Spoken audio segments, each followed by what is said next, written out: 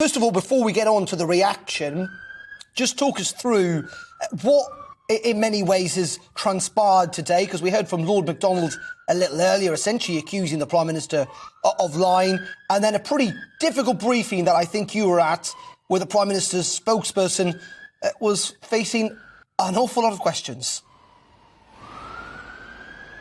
That's certainly right, Darren. It was the most extraordinary lobby briefing. These ordinarily occur every weekday at 11:30. It has to be said, we waited 35 minutes of delay before today's briefing officially started. Now, who can tell what Number 10 were trying to decide during those 35 minutes of delay as the nation's lobby journalists sat in Number 9 Downing Street, sort of wondering what on earth was going on. But no, eventually the Prime Minister's spokesman did turn up, and I have to say, after we ran through the initial order of business for the day, the first question from a journalist in that room was to the Prime Minister's official spokesman: are you going to tell us the truth today?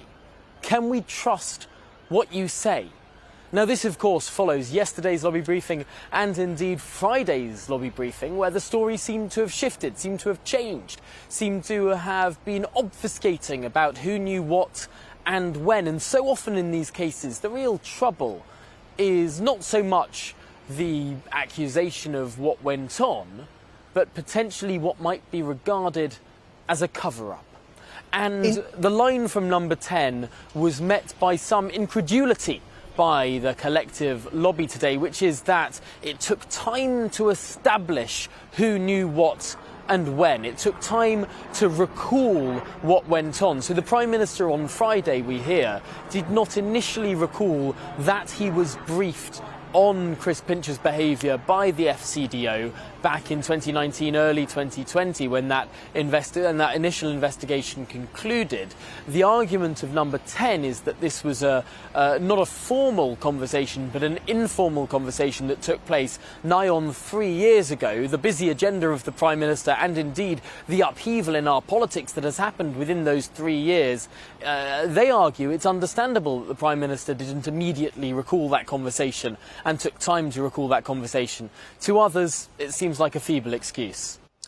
Indeed, and it doesn't quite explain why Dominic Raab, the Deputy Prime Minister, who was doing the morning round this morning, who spoke to the Prime Minister yesterday, or in the last 24 hours, wasn't aware either of this, even though we are told the Prime Minister recalled it, I think, on Sunday.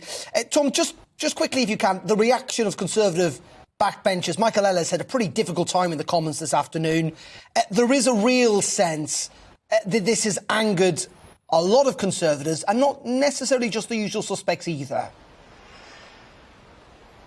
Certainly, the Solicitor General, Michael Ellis, often gets sent out at difficult times like today to sort of bear the brunt of the barrage, usually from the opposition benches, but today some from his own benches as well. And it's now harder than ever for the government to argue that this is just a sort of Remainer plot against the Prime Minister, because many senior Brexiteers are also standing up and saying that what has gone on, the organisation within Number 10, the way this has been handled over the past 4 days is deeply subpar. No, a difficult time for Michael Ellis in the chamber, as the Prime Minister's official spokesman was having a difficult time in Number 9 Downing Street. This is a situation that could have, I think, everyone accepts over the last 4 days, could have been handled better by this government.